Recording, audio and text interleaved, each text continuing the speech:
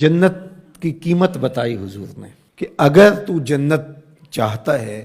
تو کسی پھنسے ہوئے کی گردن چھڑانی ہوگی یا کسی غلام کو آزاد کرنا ہوگا،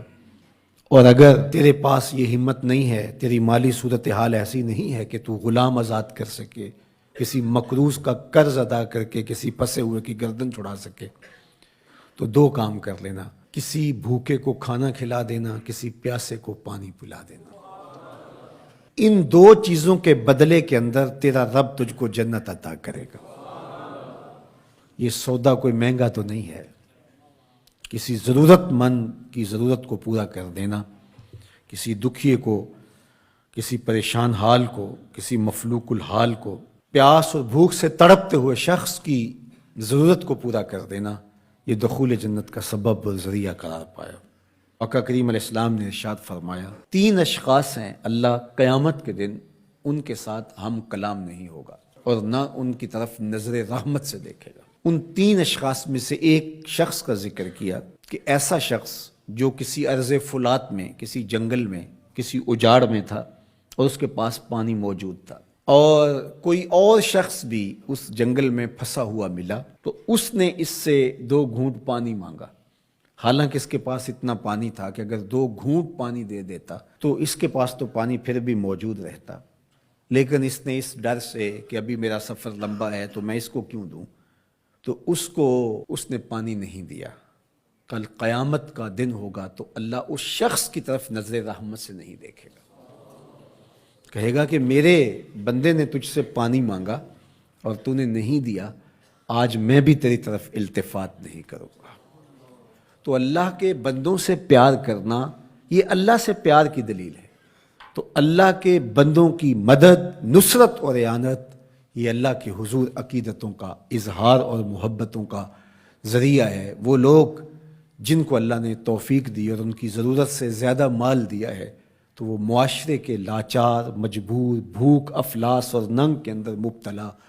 لوگوں کی ضرور مدد اور نصرت کیجیے۔ اس وقت دنیا بھوک اور افلاس کی طرف بڑھ رہی ہے۔ آمدہ اطلاعات کے مطابق ہماری ہمسائیگی میں افغانستان کے اندر 20 ملین لوگ، 2 کروڑ لوگ، ان کا بھوک سے مرنے کا اندیشہ ہے۔ اسی طرح روہنگیا کے اندر زندگی جتنی کٹھن ہے اور جس اذیت میں وہ لوگ زندگی کاٹ رہے ہیں، اسی طرح یمن کے اندر جو کچھ ہو رہا ہے اور شام کے اندر ہم اپنی آنکھوں سے مناظر دیکھیں، 50 لاکھ کے قریب لوگ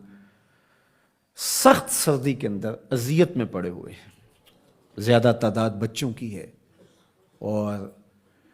یتیموں کی ہے، بیوگان کی ہے، بوڑھوں کی ہے، مفلوق الحال لوگ جبر مسلسل کی طرح زندگی کے دن کاٹ رہے ہیں۔ ہمارے تھر کے اندر دیکھیے، زندگی کی بنیادی سہولتیں بھی ان کو نصیب نہیں ہیں۔ جس کٹھن اور تلخ زندگی سے وہ لڑ رہے ہیں، وہ زندگی گزار نہیں رہے، زندگی کاٹ رہے ہیں۔ ان کی سانسیں نیزوں کی انیاں ہیں، اذیت، تکلیف، بھوک، ننگ، افلاس، فاقے، بے چینی، اضطراب، دکھ،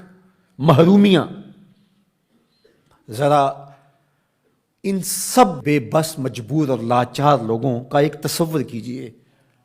اور ہم اپنے گھروں کے اندر جو آسودہ زندگی بسر کر رہے ہیں، تو کیا ہمارے اوپر لازم نہیں ہے کہ اللہ کا شکر بھی ادا کریں اور ان لوگوں کی مدد کے لیے مقدور بھر اپنا کردار بھی ادا کریں؟ اللہ امت مسلمہ پر آسانیاں پیدا فرمائے۔ اگرچہ کوئی کافر ہو، حتیٰ کہ کوئی جانور بھی ہو، بھوک، ننگ اور افلاس میں مبتلا ہو، ہمارا دین اس کی مدد، نصرت، اعانت اور تائید کی ترغیب دیتا ہے۔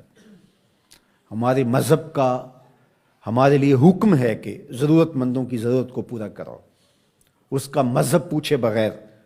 اس کا مسلک معلوم کیے بغیر، اس کی ذات پوچھے بغیر، اس کی شہریت پوچھے بغیر۔ جہاں بھی افلاس میں، غربت میں، بے چینی اور بدحالی میں کوئی بھی ہو، آپ اس کی مدد کریں، اس کی نصرت کریں۔